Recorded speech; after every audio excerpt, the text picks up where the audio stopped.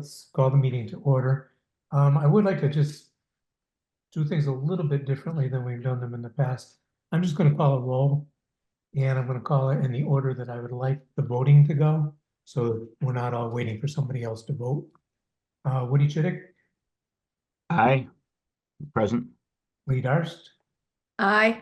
Michael Dickey, Aye. Charlie Higginson, not here yet. Dave McMorris here, and Matt Watkins. Aye. Okay, we have a quorum, so we're gonna. Charlie open- just came in if you want to Okay, give him a second.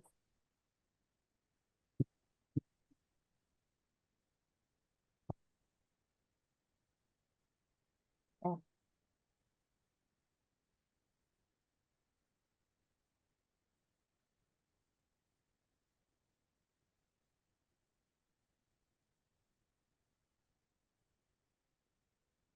all right, there he is. Can you hear us, Charlie? He will in a moment. I was gonna say, that's not Charlie. That's not Charlie. All right, here I am. All right. The computer refused to let me join you. Okay, so I'm just calling the roll now, Charlie. So Charlie Higginson is present, correct? Yes. Okay, we're gonna vote in alphabetical order on things, so you're gonna vote after Michael Dickey. Okay, so the first order of business is a special permit for 98-104 Howard Gleason Road to install a common driveway and utilities. This is a continued hearing. Who are we bringing up for this one? Brendan is coming in now. Okay.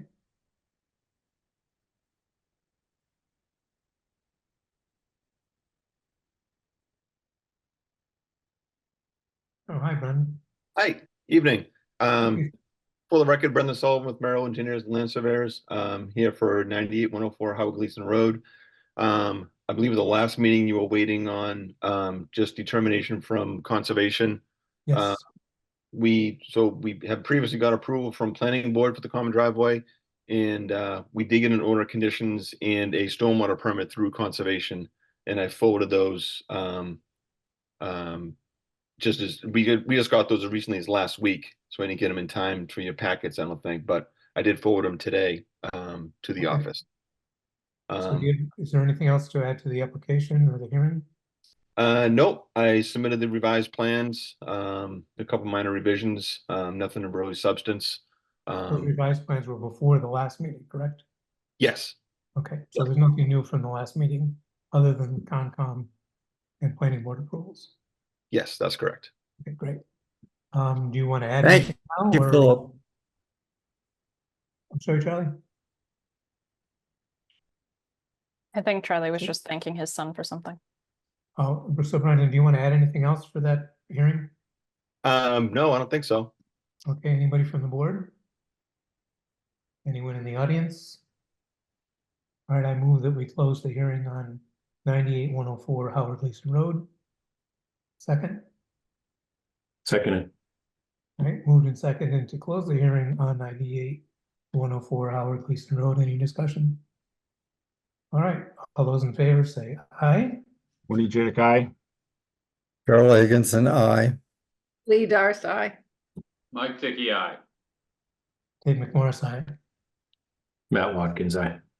All right, that hearing is closed. We'll deliberate it later. The next one is 18 Elm Street.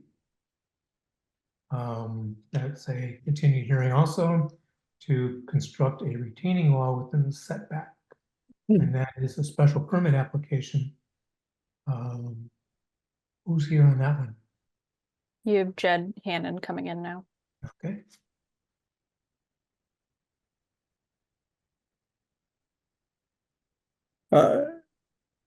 David, could you Yes. turn your volume up?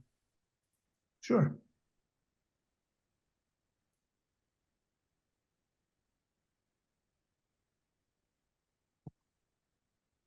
Jed Hanna with Atlantic Coast Engineering. Can everybody hear me okay? Yes. Yep. Excellent, thank you.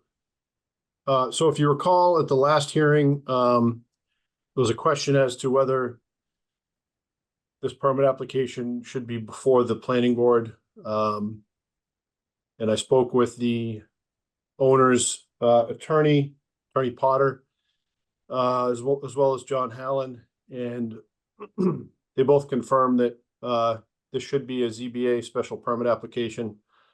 I believe John has spoken with town council as well. I don't know if you want to chime in on that, John, to provide on the history, but I can certainly dive into any more further details on the retaining wall that was discussed at the last hearing. Yeah, I think I spoke with Woody about it as well, but I think the property lies in two districts because of the building structure overlays. The existing lot line is actually the rear of the part of the rear of the building is in the RB district, so that's where we felt that it would be best to be heard in front of the zoning board. Okay, now well, I had two issues, one of which is, I think resolved as long as the board would agree. And because I drafted some thoughts on this one, the appropriate section of the bylaws is section 8.4. It's not 8.18. That should be noted. I've noted that in my draft decision as well. 8.4 is old 8.7, which we all know and love dearly, but it's the modification of a nonconformity that is not significantly more detrimental to the neighborhood. So that's really more of a housekeeping thing.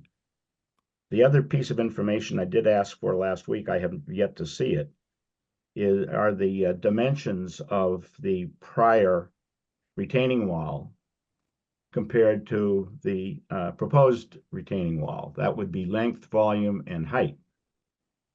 I'm not sure we should honestly close a hearing until we are able to, if something is not significantly changed or is significantly changed, I think we need to know that. Understood. So I did receive a inquiry into that information. And just for the record, I thought I explained it at the last hearing, but just so we're clear, everybody's clear, we were pulled into this project after any demolition took place and the new wall was being built. And so our survey, there was an existing condition survey done. This is all an after the fact permit application. I wished we had been called in at the infancy of the project, but we're called in just before Christmas last year, when there were quite a few issues going on, and John Hallen, indicated that, we needed a building permit, and then there was going to be a zoning permit application needed. So a lot of the wall work had already commenced. And unfortunately that's when we were pulled in. So we don't have any of the pre-construction existing condition survey, if that makes sense.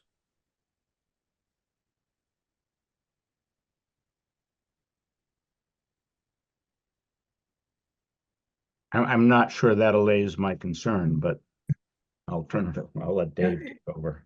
And Woody, did you say 8.4? Yeah, I was thinking it was 8.3. well, wait a minute. What did Woody? It's quite possible. I haven't learned all the new numbers yet. I'm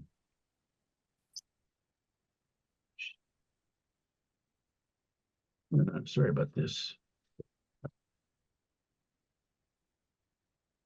No, yeah, it's 8.3. Okay. Structural change, extension, alteration, and reconstruction. I mean, the problem is issue a special permit for the reconstruction or extension of a pre-existing non-conforming structure. We kind of need to know where the pre-existing non-conforming structure was. Otherwise, And the nature of its non-conformity, is it height? Or is it locations such as on the sideline, you know, within the setback? Some combination thereof. I guess Woody, what I observed after the work started, some of the original wall was still there.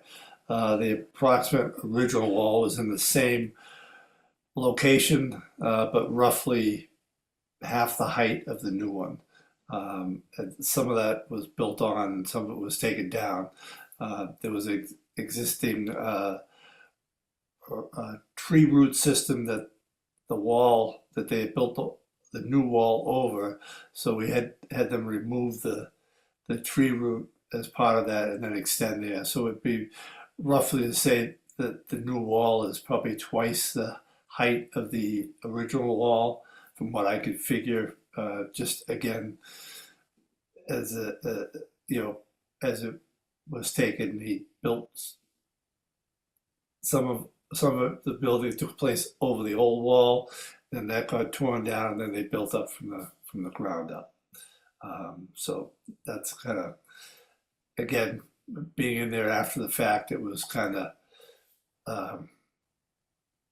a little backwards here because we had to stop the work to get the permits to find out what they were doing, get the engineer in there to design the wall, and then let them make it safe to there, move the wall off the neighbor's property, survey that. So it was kind of a process that we kind of came in the middle of the crime, if you will. So we had to kind of try to figure stuff out to, make the circumstances safe. At the same time, we were beyond returning it to the original conditions due to the earth and the new conditions. So we were trying to, I guess, kind of solve a problem the best we could with the zoning decision and the structural engineer involved. Woody, does that help the record for you? Is that what? Help the record for you? Yeah, I think so. It probably is. What I'm hearing is that it's an impossibility to really accurately describe what was there before. It certainly is taller. That's John's testimony. So that's the kind of, they need relief under 8.3 for that, but that's not a knockout factor in my book. I would have preferred to be able to have said this is, X% the same or Y% different, but I think we'd just have to accept the testimony of John, who was on site, and say that the major deviation, if you will, or difference between old and new is one of height. And it's important that there be a retaining wall here. I mean, there has been one. I'm quite sure predating the zoning bylaws, but Don, would you attest to that fact as well? The bylaws came into effect in 1955. Yeah, the wall had been well established. There was another small wall to one side of it that remained. So that was the same similar structure that had been there, and that's basically been there through the life of the structure to get in and out of the rear of the building there for many years, certainly predating 1955. I would be safe to assume that. So it wasn't anything that the existing owner added. The original wall was there well before he purchased the property. Okay. Any other board members have questions or comments? All right, is there anyone in the audience that wants to add anything or subtract anything or comment? All right, I don't see anyone at this time. I'm sorry, what? No I one? was just saying I don't see anybody at this time. Okay, great. So we want to continue this one, Woody?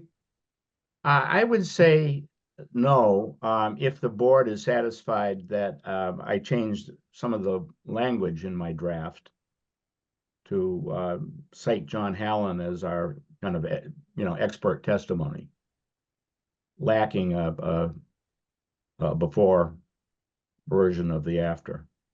All right, I mean, that's okay with the board. I mean, Want to move to close it? I don't think we'll get any new information. Okay. You want to move to close the hearing?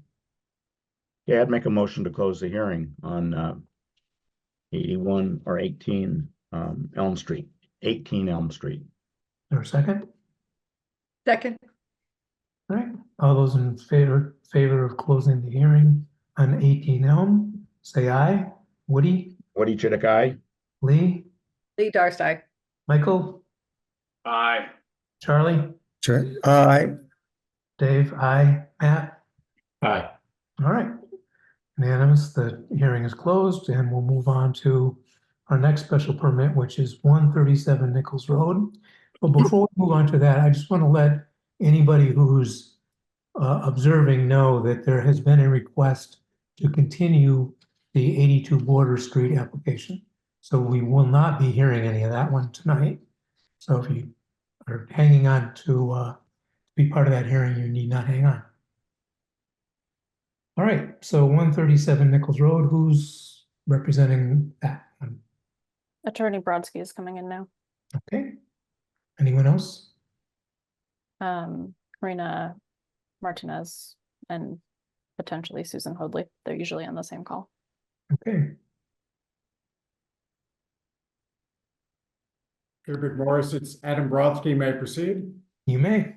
Thank you. Good evening, everyone. As you will recall, I represent the applicant, Minot Partners LLC, and the Crumleys. The Crumleys are in the audience this evening, and I'm joined by Karina Martinez and Susan Hoadley from HMA, our architects.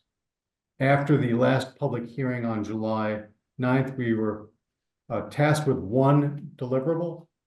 Mr. Chidick requested that we provide the calculation to demonstrate that the proposed clerestory does not or will not cover more than 5% of the total roof area.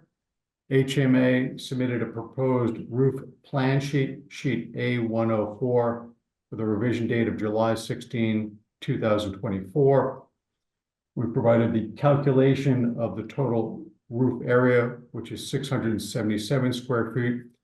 And I believe the clerestory was reduced to 33.2 square feet, which is less than 5% of the total roof area. And as such, the clerestory is a permitted projection above the maximum building height. And I hope that I got that correct, and Ms. Martinez will let me know if I got that incorrectly. But that was the only information requested, which we provided to the board. I don't think that's exactly what I asked for. I asked for all structures that are above the 35-foot limit. That would include railings, that would include the chimney surrounding that structure as well. So anything that projects above 35 feet. Karina Martinez from Hoadley Martinez Architects. I'd just like to point out, Woody, the only thing that projects above 35 feet is the roof clerestory. Any chimney and our maximum roof height is actually 34 feet 10 inches. And the chimney that we're showing is well below 35 feet. Do you have, can you call up A201 or 202? Because I had a hard time deciphering this plan. Sure. Because Can I share my screen? Yes, please.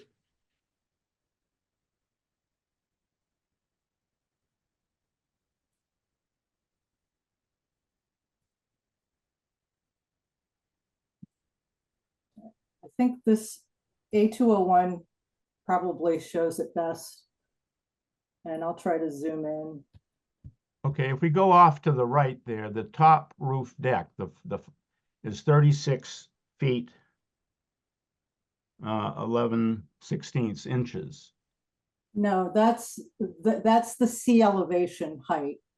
If you go to the dimension strings to the right, the far right, go down to the far Yeah, right. no, I see that, but our instructions on the filing always say it's to be measured from either the pre-construction or the proposed construction grade, whichever is lesser. And The I don't median- see that on this plan. The median grade is the grade that Merrill Engineering has provided us, and those are the elevation heights that we've always utilized to get our maximum roof heights. So I don't see that being used as the base point. You go down below. No, if you're looking at the northeast elevation, and then there's an elevation tag labeled median grade Right. at elevation 10. That's the median grade of pre-constructed grade. Right. So, When so you that's take basically 0 in terms of how we measure height. So Exactly. what is the height of the first floor? Is it 17 less 10 feet, or is it 17 feet above the median grade of 10 feet? It's approximately, the first floor is about, let's see.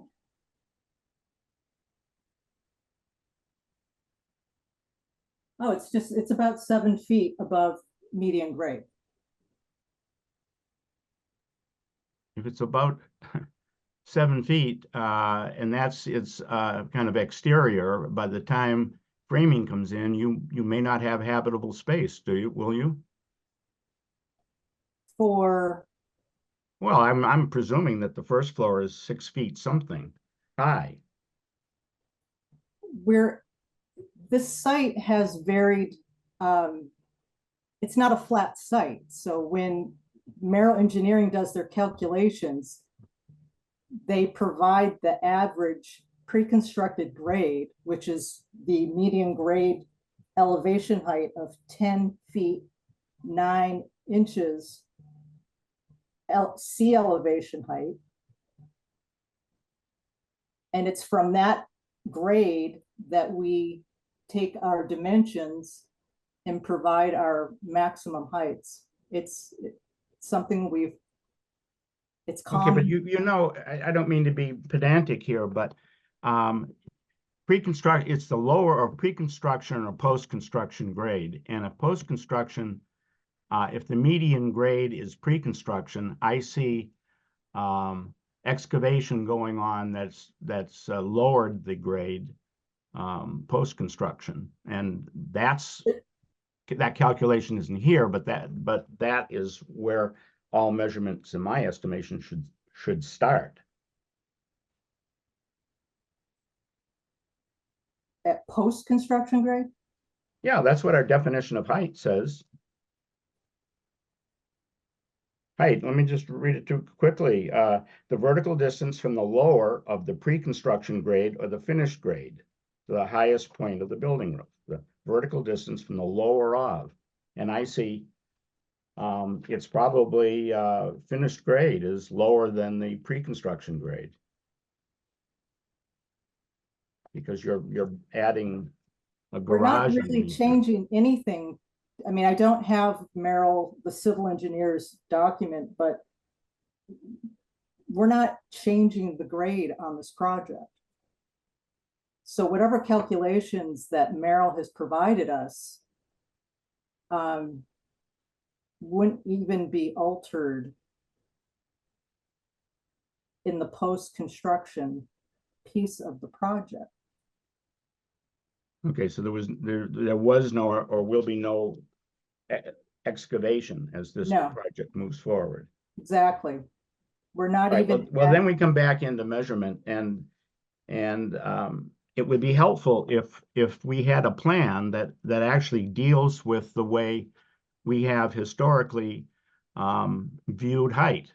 Height is viewed as the lower of. Forget the sea level or anything else. That's irrelevant.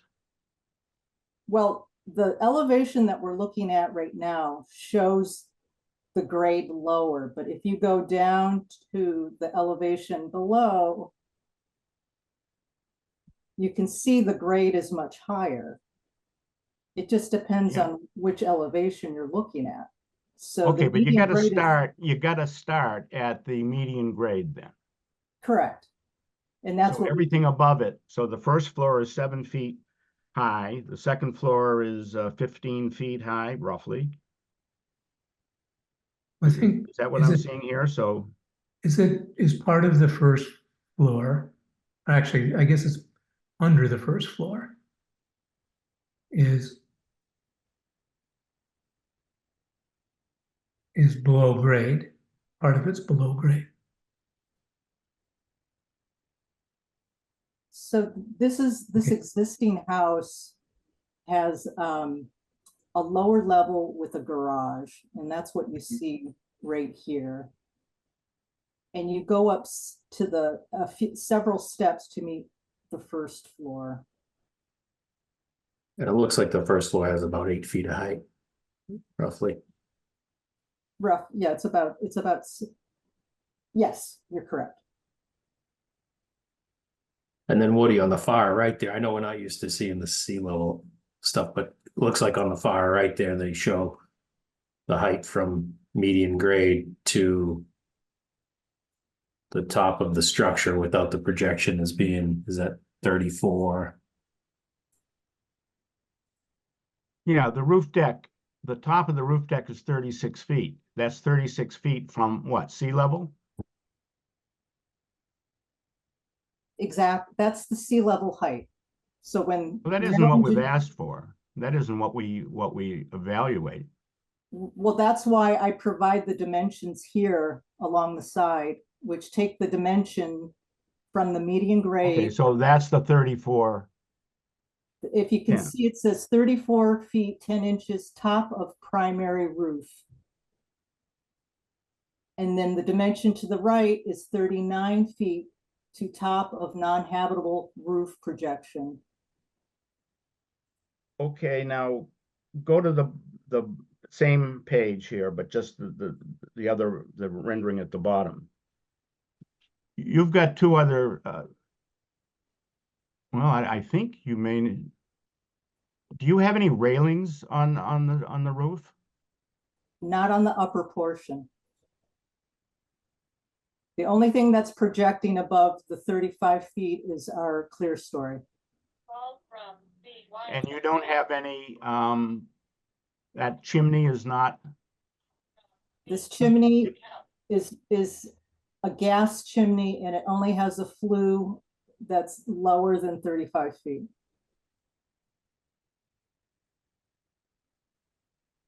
yeah, it's just.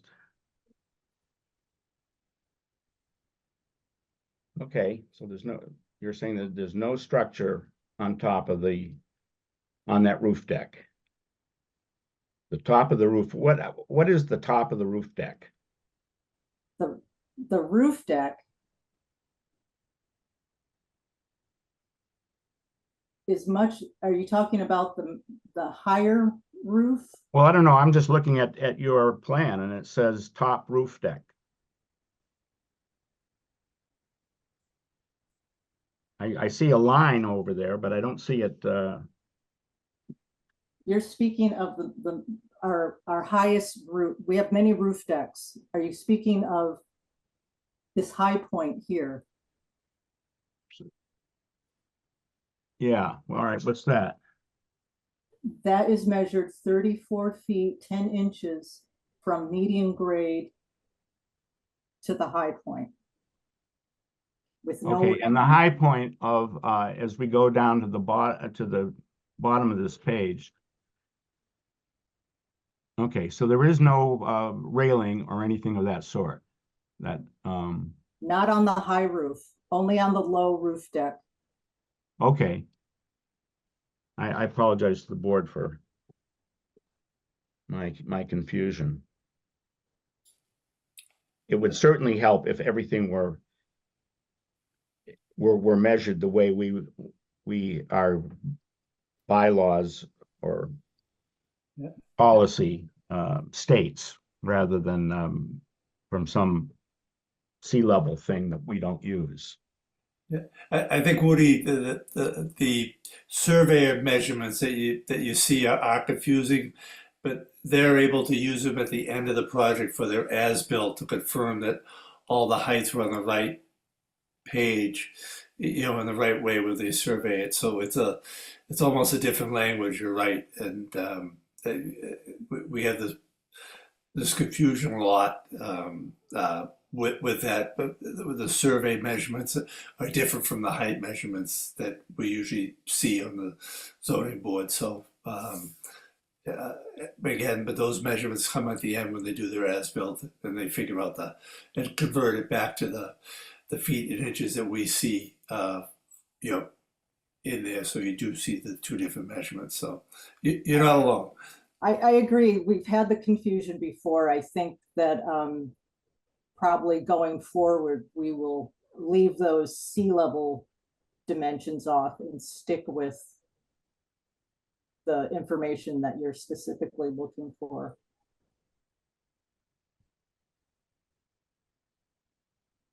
All Well, I'm right, sorry it's taken up the time, but I think that height issue seems to be satisfied, I think. Anybody else have any questions about that?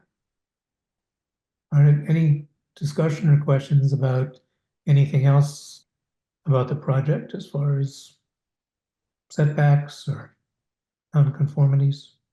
Anybody from the board? All right, is there anyone in the audience that wishes to speak?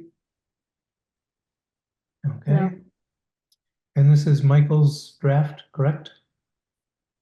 That's correct. And is there anything that you want to add or ask? Well, I'll presumably have to update the description of the meeting of August 6th to include the discussion we just had, just that there was a revised plan submitted of the roof, and we discussed the heights and decided that the only part of the structure going above 35 feet was the what did you call it, Corinne? The roof clear story. Roof clear storage. So I'll have to update that. Okay. And since it's your draft, Michael, do you want to do the honors on the closing motion? All right. You honor me, David. I move that we close the hearing. Any second? Second. All right, all in favor, Woody Chidick, aye. Lee Darst, Hi. Michael Dickey, Aye. Charlie Higginson, Aye. Dave McMorris, I, Matt Watkins. Aye. All right, the 137 Nichols Road project is closed and we will deliberate later this evening. And next, we have 140 Border Street. That is Matt's taking the laboring order on that one. So, Matt, do you have anything that you want to? Actually, let's bring up whoever's representing the applicant. The homeowner, Mr. Phil Mr. Ivy, Ivy? is here. Okay, and this is a dock. Hi there. Yep. Hi. Was there any paperwork or comment that you wanted to add to the hearing that you haven't put up before? No, I think it was, nothing came up at the last meeting and I think it's a standard doc, so I don't think there was anything Okay. to Matt, did you have anything that you prepare. wanted to Not really. I had everything that I needed. I was just gonna check with one clarification on, there's plenty of side setback on each. I was just gonna make sure that I was following the dimensions correctly on the two side setbacks, but I'm not sure, Mr. Ivy, if you would be the one to ask, but it looked like you had a 91.7 and a 136.1 kind of side setbacks on this. I was going to include that in the decision. I was just making sure I was following your plan. Yeah, I can't answer that question, I guess.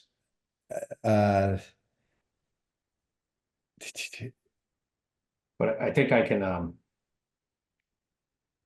assuming that you don't know, I'll take a closer look at it. I don't think I know that there's plenty of side setback on the dock, and I was just gonna clarify what it is on each side. I'm pretty certain I follow it, but I guess I'll just say it's not the case where, you know, it was close and I wanted to just confirm that you had enough, but I wanted to include the dimensions in the decision, so I'll double check on my end that I'm looking at it correctly and. Okay. And the setback, because it's setback with respect to, The side dimensions. okay. Okay, I guess maybe I should. Yeah, I mean, I don't think there was anything. There was nothing marginal there at all, so I'm sure it's well within everything. But Matt, if it's I just can for get, the I can get purposes, clarification from Paul Seberg. yeah, we could, Necessary. I'm happy to follow up. I guess I'd rather not have something locked in written if it's, you know, if he says, you know, he'll probably tell me tomorrow that it shouldn't be in the decision because then maybe something changes on the ground that needs a small shift. But I can have. Yeah, him- no, you'd be good either way. I think like I would still be comfortable here closing the decision, and maybe Cassandra, you're gonna say I can just verify through your consultant, through Cassandra, that I have the right number. yes, yeah, I was gonna say, that, Mr. Seberg, Mr. Ivy's representative has reviewed the draft decision, and he was good with it, but if there's a particular number that you just want to confirm or change, Julie and I would be happy to reach out to Paul and determine that number, and we can just plug it in. Yeah, the way that I had drafted it anyways was that there was, you know, conforming side setbacks on each side. I just wanted to kind of plug in those two numbers, and I'm pretty certain I know which they are, but I had one hesitation, so I'll send them to you. And but I don't have any other questions otherwise. Anybody on the board have questions? Anyone in the audience wish to speak? All right, Matt, you want to do the honors? Yeah, I'd make a motion that we close the hearing for 140 Border Street. Is there a second? Second, Woody Chidick. All those in favor, Woody? Woody Chidick, aye. Lee Darst, Lee Darst, aye. Michael Dickey, Aye. Charlie Higginson, Aye. Dave McMorris, aye, Matt Watkins. Aye. All right. So 140 Border Street is closed and we'll deliberate that later tonight. And next is 722 Jerusalem Road. 723. So I'm sorry, 723 Jerusalem Road. That one is Lee's. Yes. So we have, who's presenting on this one? So you have the homeowner, Patrick Hansons, and his representative, Joseph Lanza.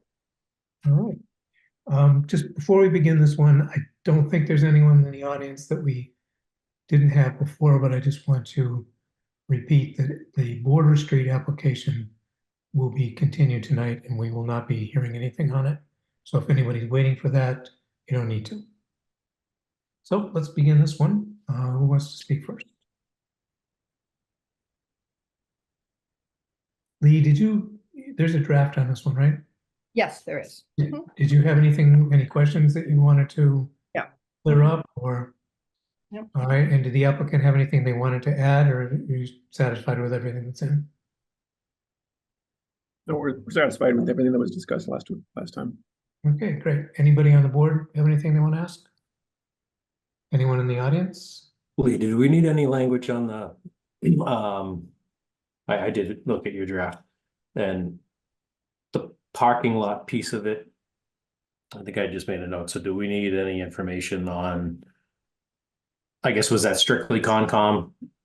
Do we need the order of conditions maybe sent to us on the parking lot? The relief was in front of our board. It is not pertaining to the, calling it a parking lot, but I mean like the gravel area. Right, that was strictly, that was all outside of the floodplain, if I followed that correctly. It was not, yes, it all was. I mean, that was mentioned only for the, it was only discussed at the meeting that they were going to put gravel in the driveway. So that it would enable like easier parking for their neighbors. But it wasn't part of the application. Okay. That sounds right to. But it was testimony, so. Patrick and Joseph, right right? to You're not include. looking for relief from us on the parking piece, just for the No, that's correct. expansion. Okay. One point I'd like to bring up, I think this is 8.3B. Lawfully existing single or two-family residential structure. 8.4 is a change of use, and this residential use is not changing. So it's really 8.3B that Mhm. is at issue, is the proper bylaw subsection. So should they update their application? Because the application is for 8.4. I don't know. Dave, do you think we could just do that administratively? Yeah, we can do that administratively. And I don't have my older bylaws in front of me, but that actually may have been 8.4 before. So Well, it was 8.7 before. 8.7, okay. But yeah, we can change. Okay. Okay, I'll make the changes on the draft. Okay. Anyone else have questions or comments? And anyone in the audience? Okay. Lee, Motion to close the hearing? second? Woody Okay. Chitik, aye. Woody Chitik, aye. Lee Darst, Aye. Michael Dickey, Aye. Charlie Higginson, Chair, aye. Dave McMorris, aye. Matt Watkins. Aye. All right, we have closed all of the hearings that we've had tonight. The next hearing on the agenda is for 82 Border Street. And Cassandra, I understand we have a letter from the applicant requesting that it be continued. Is there a representative here tonight? Attorney Brodsky is here, if you have any particular questions. I might, yes. Sure.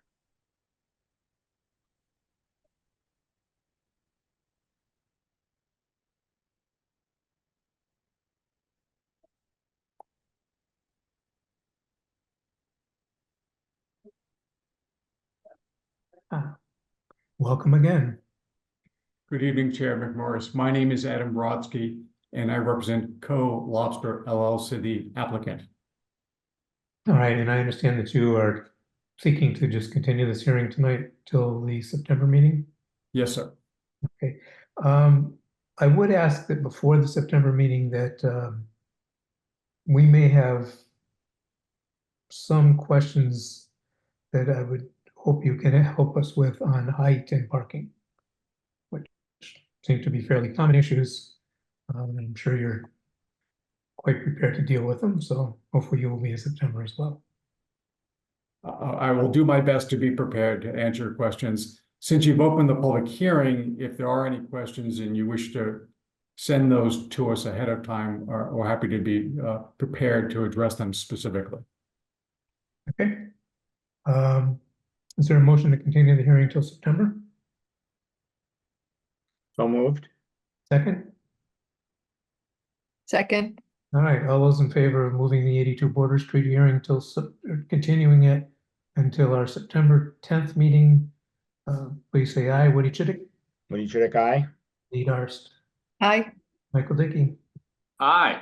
Charlie Higginson, Aye. Dave McMorris, aye. Matt Watkins. Aye. Good. All right. That 82 Border Street's been continued to our September meeting. All right, let's move to our administration piece of the meeting. We have several closed hearings that we need to deliberate. Let's start with that. The first one is the 98-104 Howard Gleason Road. I know I drafted that, and I think it's been around for a while, distributed for a while. Did anybody have any questions, comments, additions, subtractions, edits for that?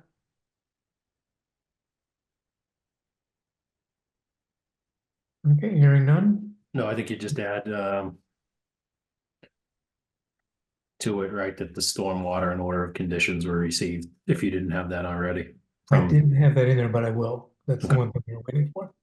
yeah, Yep, put that in, with the addition of the notation that the stormwater permits have been done and Conservation Commission's finished with it. I have a motion to accept the decision as drafted. Leah, Motion. Motion to accept as drafted. right, second, seconded. all right, all in favor, Woody Chidick, Aye. Lee Darst, Aye. Michael Dickey, Aye. Charlie Higginson, Aye. David McMorris, I, Matt Watkins. Aye. All right, that dispenses with Howard Gleason Road. Second one, 18 Elm Street, and that is Woody's, correct? Yeah, as I said, I would, all I need to do is to come up with some wording within a 2-week time frame, so I'll do it this week. To indicate that by expert testimony, the date of the prior retaining wall preceded the zoning bylaws, so this is really a reconstruction of a pre-existing nonconformity. Or maybe it was, well, it's pre-existing. Under 8.3. Yeah, under A3. All right. Is anyone have any A3A, actually. questions, comments, edits, other than the ones that Woody has brought up? No? All right. I saw you included in there at Woody, kind of the spanning 2 different zoning districts, which answered Right. the question as to why it's in our court, so. I explained, didn't I explain that that's Yeah. why we have jurisdiction? Mhm. Yeah. according to town Council, yeah. Yeah. Well, I'd move that we accept the decision as edited for 18 Elm Street. Seconded. All in favor, Woody Chidick, Aye. Lee Darst. Aye. Michael Dickey, Aye. Charlie Higginson, Aye. Dave McMorris, I, Matt Watkins. Aye. All right. So that wraps up 18 Elm Street, but for the filing, 137 Nichols Road. That's Michael. Yep, as I said, I would probably need to tweak the draft decision just to reflect the discussions tonight, but otherwise happy to take any comments or suggestions from other members of the board. All right. Hearing the invitation, would anyone like to add anything? No? Yeah, so Mike, I did like that you had the paragraph, where they spoke to the neighborhood, because obviously it is a noticeable expansion, so that was good to have in there, because I think it's kind of right on that borderline of where we're comfortable, but so I think that's good. I didn't have any changes to that. I think though there were 1 or 2 public comments at the last meeting. They might have been submitted comments In favor, I think, Matt, in right? favor of it, that we should probably include in there as well after that. Apologies if I missed it, but I don't think I saw that. So that was my only. Well, I did mention public comment. Mr. Mike Pace stated that he is supportive of the proposed plan, and Mr. Ken Hall stated that he is in a butter and is supportive of the project. Okay, I So missed you that catch then. those 2. Okay. No, I'm good then. My bad. Okay. Missed it. No worries. Appreciate the input. All right, any other comments? All right, hearing none, I move that we accept Michael's decision as amended. Seconded. All those in favor, Woody Chidick, Aye. Lee Darst, Aye. Michael Dickey, Aye. Charlie Higginson, Aye. Dave McMorris, I, Matt Watkins. Aye. All right, that wraps up 137 Nichols Road. The next is the dock at 140 Border Street. That's Matt again.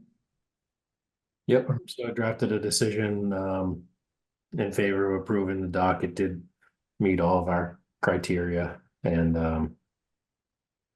didn't have any, other than what I discussed there in the year, I didn't have any real hesitation with it, so does anyone have any Anyone have any comments or additions? No, I thought it was a clear decision. All right, hearing none, I'd move that we accept Matt's Border Street dock decision as amended. Seconded. All in favor, Woody Chidick, Aye. Lee Darst, Aye. Michael Dickey, Aye. Charlie Higginson, aye, Dave McMorris, aye, Matt Watkins. Aye. All right, that wraps up 140 Border Street. Last, 723 Jerusalem Road. That's Lee's draft. I recommended that we approve this permit request. The property is, and I described it in there, they're not increasing the footprint, they're building on to over a garage.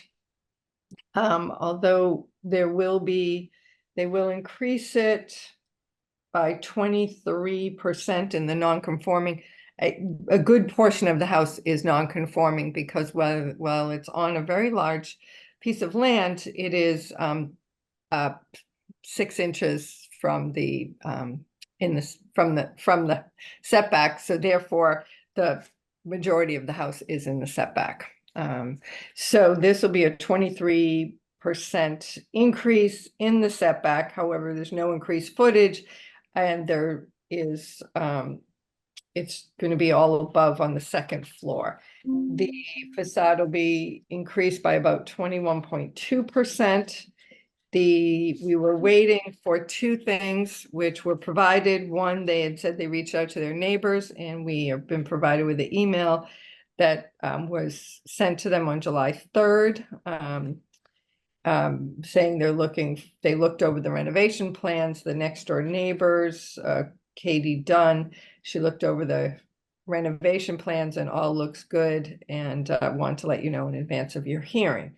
So they're being welcomed to the neighborhood. And the other was a chart for building area and volume calculations, which, if we ever have the chance, we should suggest that everybody does one of these, because prior to receiving this, I had done all this out manually.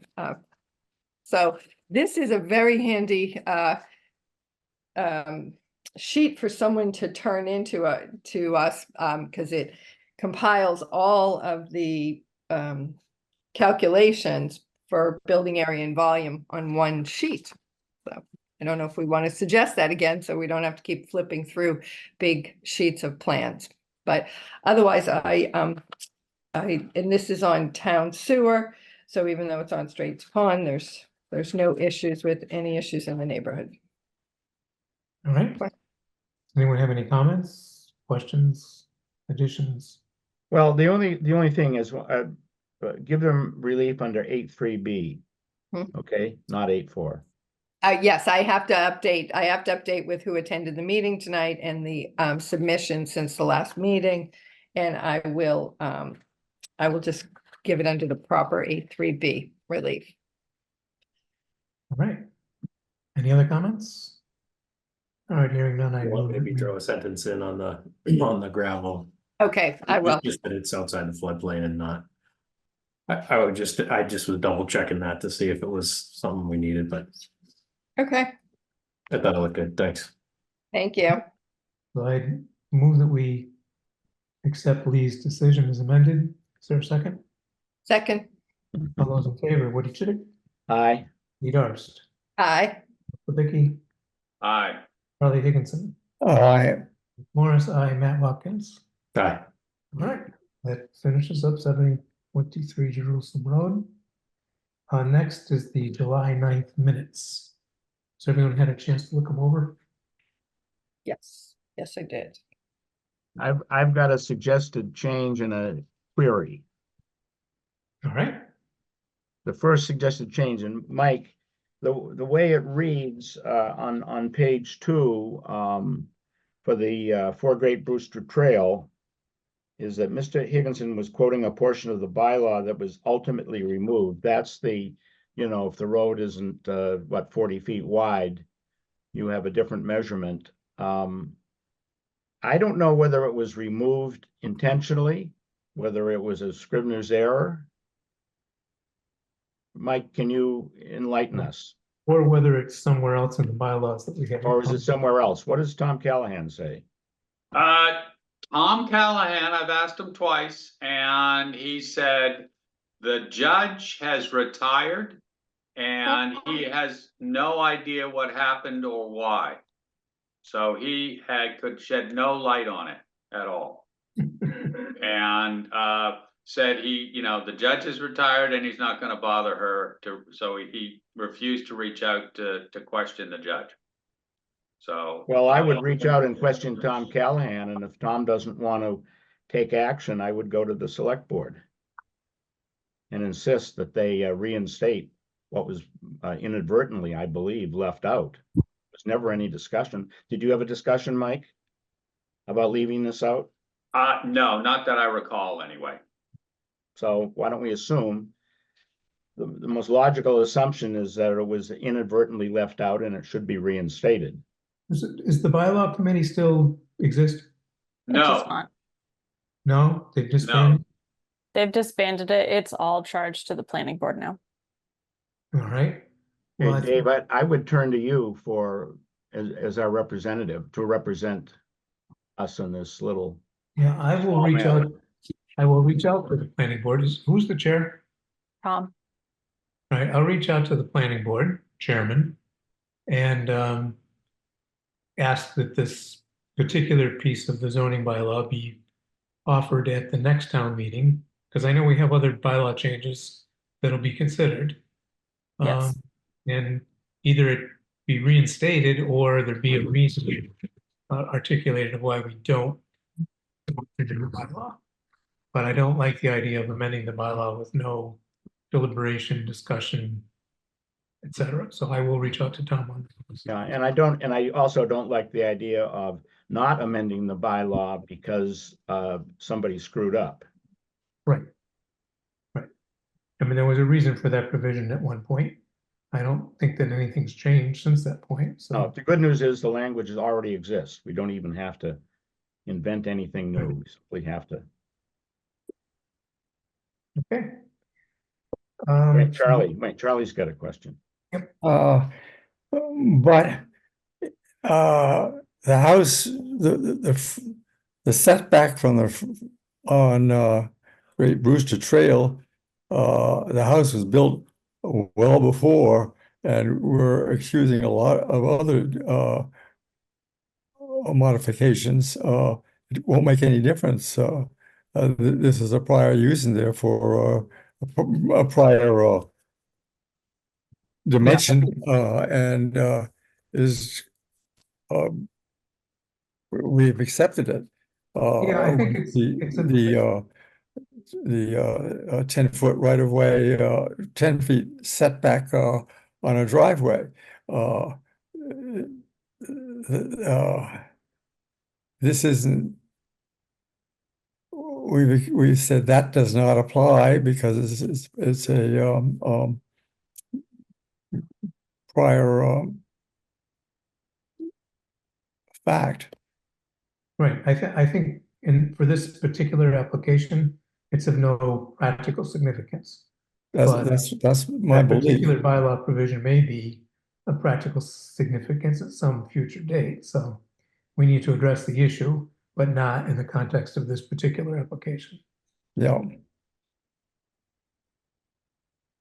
Anybody else have anything they want to add? And did you, Woody, did you think we should, or Matt, did you think we should change the minutes? I would certainly, I don't like the wording ultimately removed. I think it was left out. There must be some neutral language that we could use, but I don't think this was a proactive deletion. It was a mistake. And I would just say, we don't really need that sentence. Mr. Higginson was quoting a portion of the bylaw that was ultimately removed at a recent town meeting. I can wordsmith that. Yeah, because as Charlie pointed out, it's not germane to this application anyway. Right. So I would just take that sentence out and then we're okay. Then we can resolve very separately the issue of reinstatement. Okay. And the other thing that the minutes didn't really reflect is on the draft that I did on 18 Elm Street. Mr. Hallen explained that it was advised by town council that this application would go before the ZBA, and I would add some wording to the effect, because the lot is in 2 different zoning districts, rather than just Mr. Hallen was advised without understanding what the advice was. So because the lot is in 2 different zoning districts is pretty succinct and clarifies. Anyone That's else? fine. Comments or discussion? All right, then I'd move that with those changes as suggested, that we accept the minutes of July 9th meeting. Seconded, All in favor? Woody Chidick, aye. Lee Darst, Lee Darst, aye. Michael Dickey, Aye. Charlie Higginson, Aye. Dave McMorris, aye, Matt Watkins. Aye. All right, I presume that since you all just approved those, that you were okay with the somewhat new formatting, a little more abbreviated. yes, I am. Okay, we will move forward with that then. All right, that brings us to a couple of, our next meeting is September 10th, 2024. Do you need to vote on that? Is that, No, okay, you kind of already voted the schedule at the beginning of the year. I don't, all right. Just a couple other housekeeping things. As Cassandra suggested before, the rules and regulations need to be updated, as does the schedule of fees. And I guess we'll have that, those will be circulated to the members before the September meeting, Yes, red line versions. yes. Great. The other issue that I'd like to get a sense of the board, apparently we're the only board in town and the only zoning board in the region that drafts its own decisions.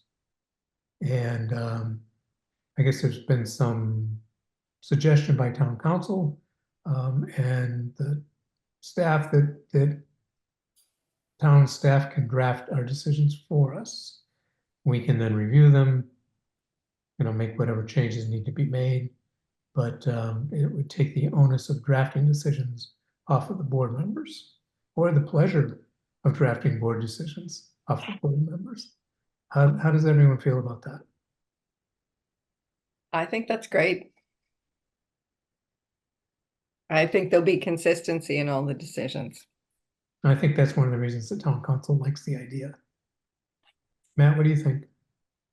Yeah, I mean. And I think we would still probably make an assignment to review the decision that was written and offer feedback, but. Certainly, I guess lightens our load with drafting it, to be honest. So just to add on to what you were saying, Dave, the idea is that staff would draft the decisions. We would have them, the draft, prepared ahead of time for whatever date or meeting we suspect that you'll be closing that hearing.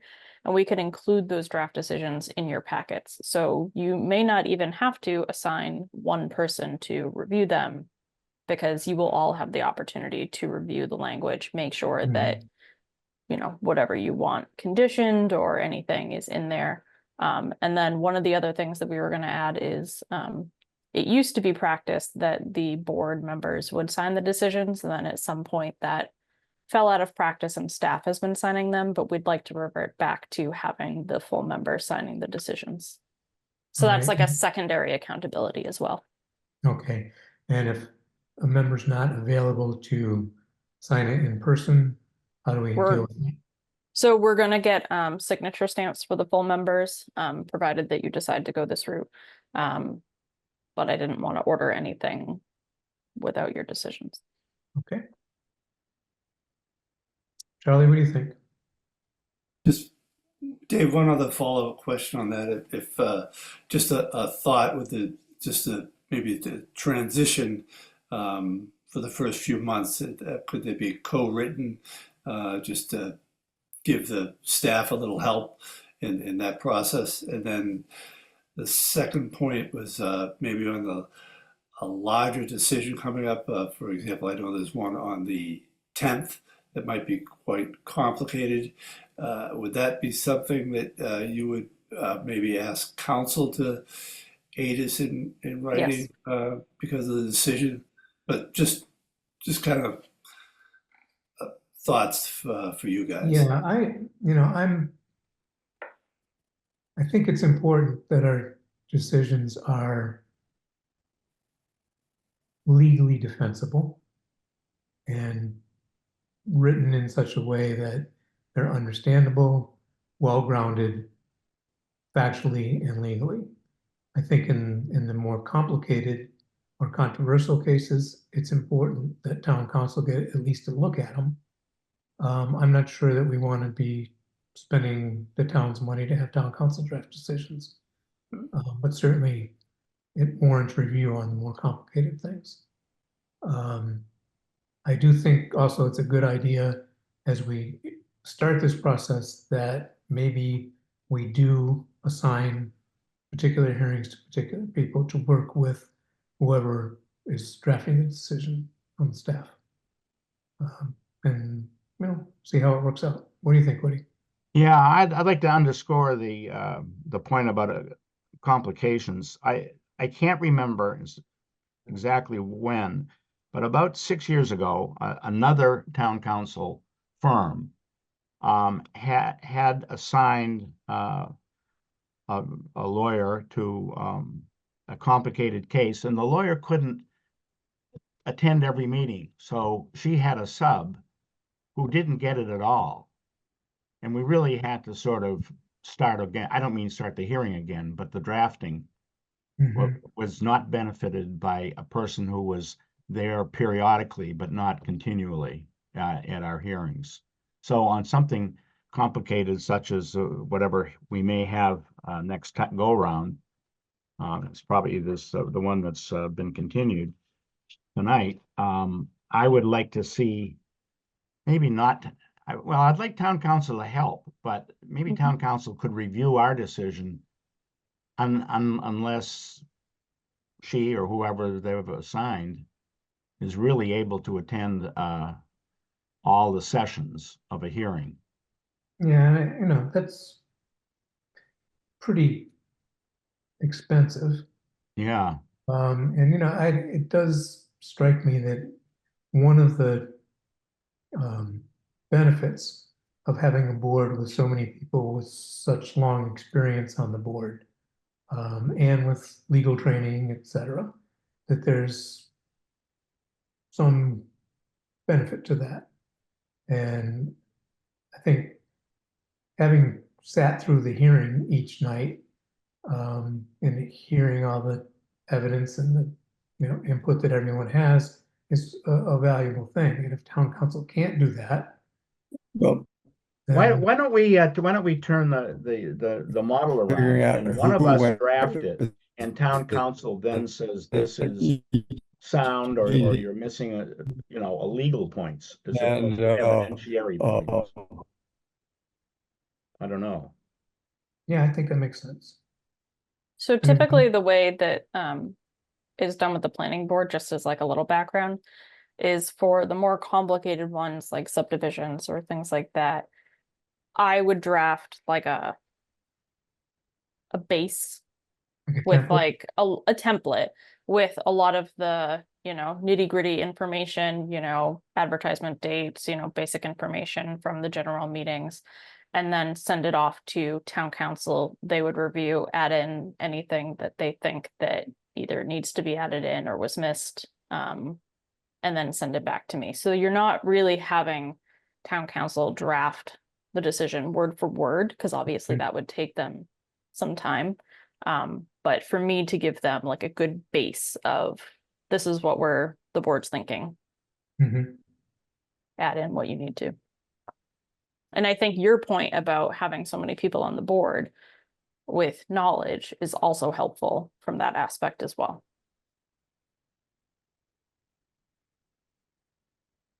Anyone else have any comments they want to make about it or thoughts? Just one other follow-up, Dave, too. I know, for example, Hingham, their staff will write the decision, and then it would be edited or reviewed by town council, depending on the decision, or by the board. Situate used to write their own decisions as well, like similar to the Cohasset board, but again, there is a lot of time involved in that, and sometimes valuable time, but maybe it sounds like if we could staff could help develop a template in the start of that for you guys, it would really free you guys up to use your knowledge and expertise and experience to fine tune it. I guess that's what we're hearing from you guys. Yeah. Makes sense. Think, And go when ahead, we- Woody.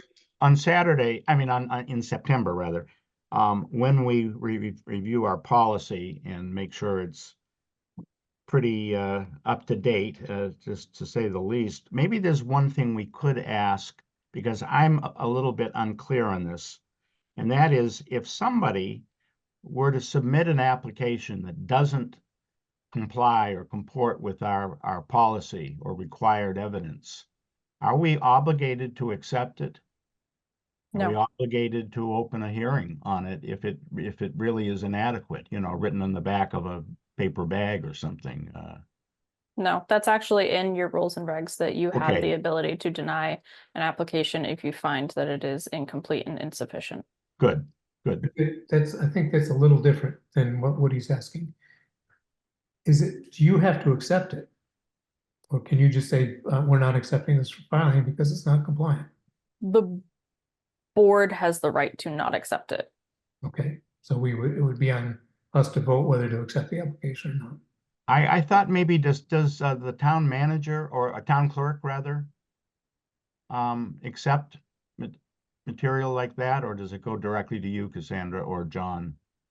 Presently, it goes directly to me. In most cases, if staff sees that there is something incomplete on the application, we can say, hey, you really need to update this because the board isn't going to accept it as is. We highly recommend that you update things. Most applicants are understanding of that and they're willing to make the adjustment. That way they can move their application forward. Sure. But if there is an instance where an applicant feels that they want to push forward, then it is ultimately the board's decision.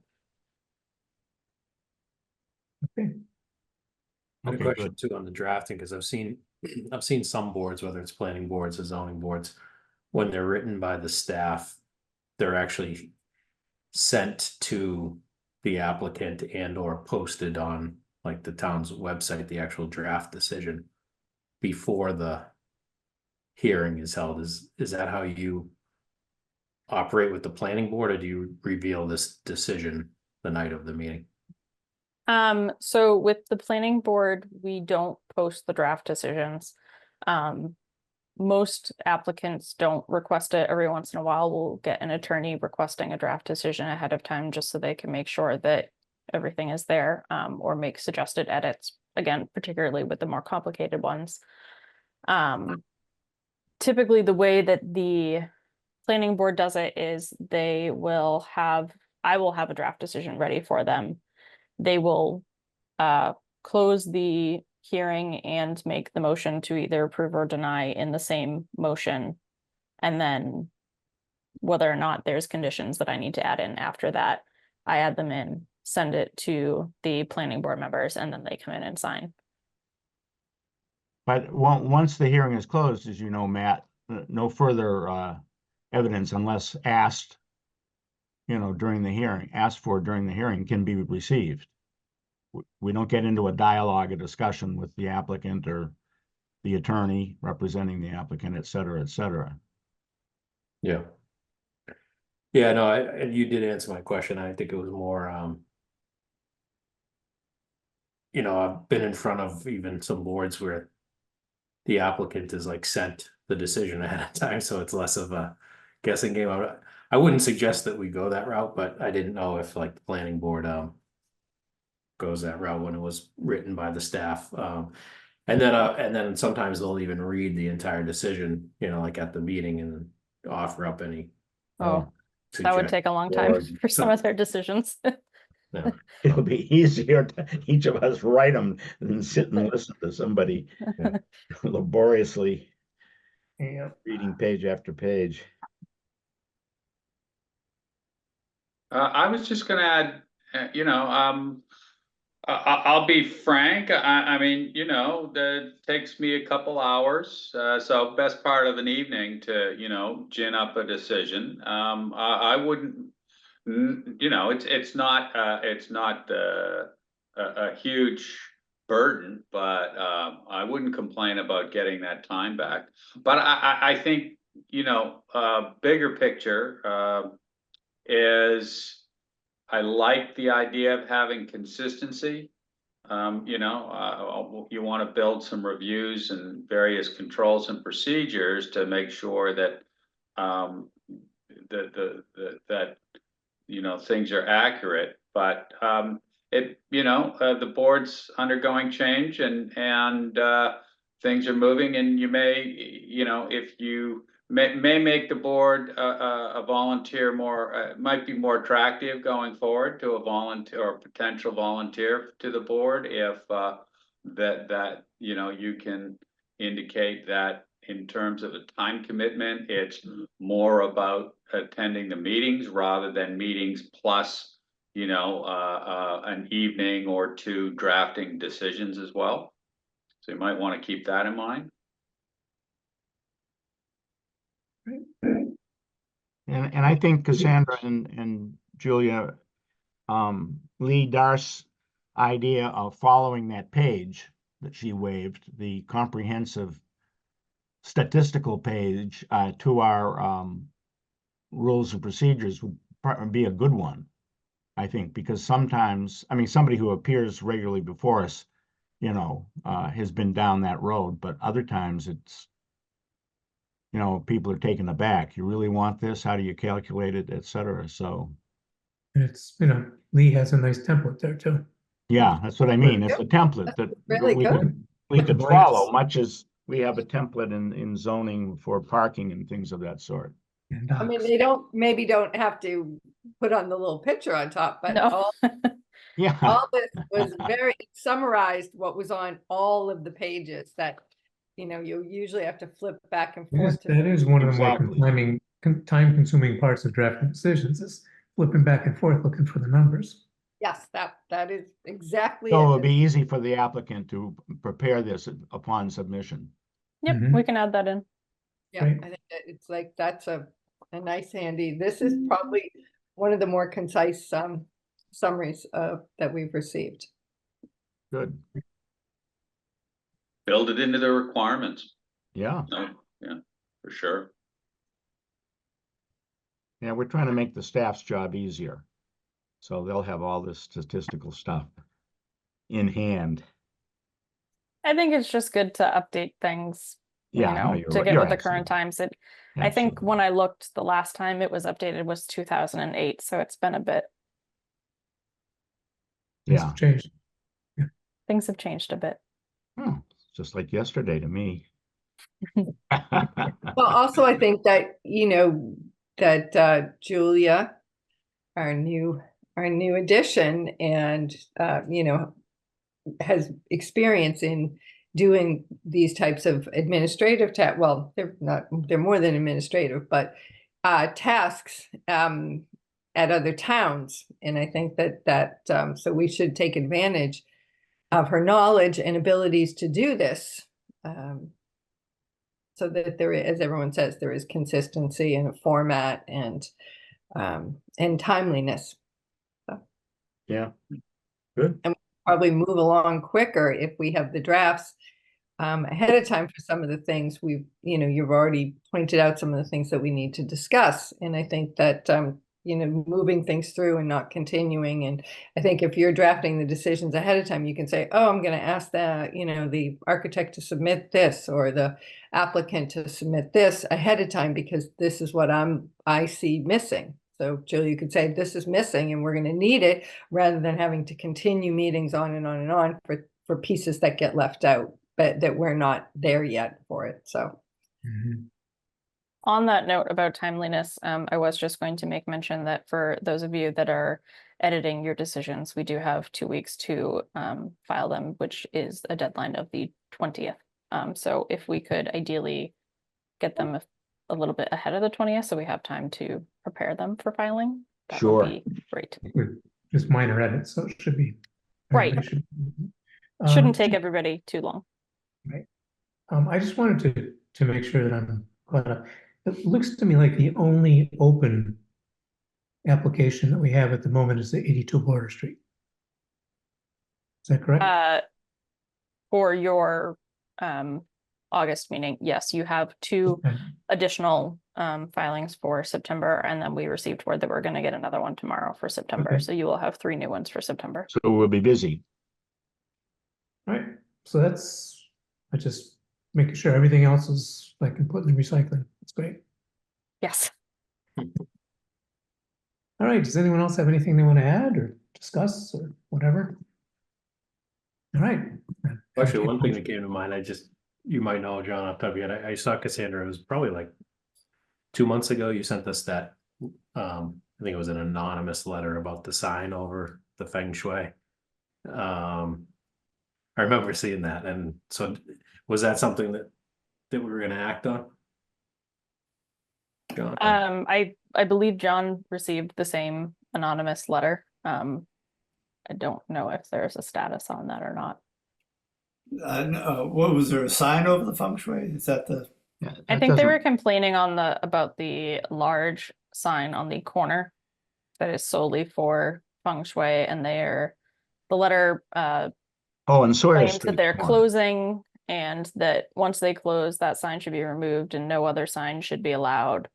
It actually is. We're kind of, the new applicant hasn't transferred the liquor license yet because they're waiting to get approval for the transfer. So I think that's when the closing will take place. So I know they're back. Oh, I don't think that sign is grandfathered. I don't think you grandfather a sign. No, I don't believe it was permitted. So Right, it wasn't, Okay. but it was allowed. It was a case we had maybe 20 years ago, and it had already been up there for, a lifetime. So, but I think once it comes down, it stays down. yes, and I think the signage for the new restaurant, aside from the small sign listing, is going to be on the front of the building from what they've presented so far. Good. What is the new restaurant gonna be? I can't remember the name of it, but I know there were The pizza place, isn't in it? Boston. Yeah, It's like Stokes or something like that, I I thought. think that's the name, but I know it was a pizza ovens and stuff that we're going to do in. Yeah. We saw the kitchen plan. Yeah, now, I think some kind of family friendly, but kind of upscale pizza joint. Cause Yeah, that would. if there's one thing Cohasset it doesn't have enough of, it's pizza places, Pizza right? places, was I know. just we're- gonna say we now that. have- we now have one for every 50 people. Pizza places with a Yeah, big bar. But we don't have the family-friendly one with a liquor license yet. There's the distinction. There's what makes it so friendly. Well, you do have Ava Cucina. But, True, because that's pizza. True. Yeah. and I think there's an occupancy of over 200 people there, 217 or Wow. something like that. It's a large occupancy permit. Wow. And is his septic system sized properly? Well, not anymore because it's on town sewer. that's right.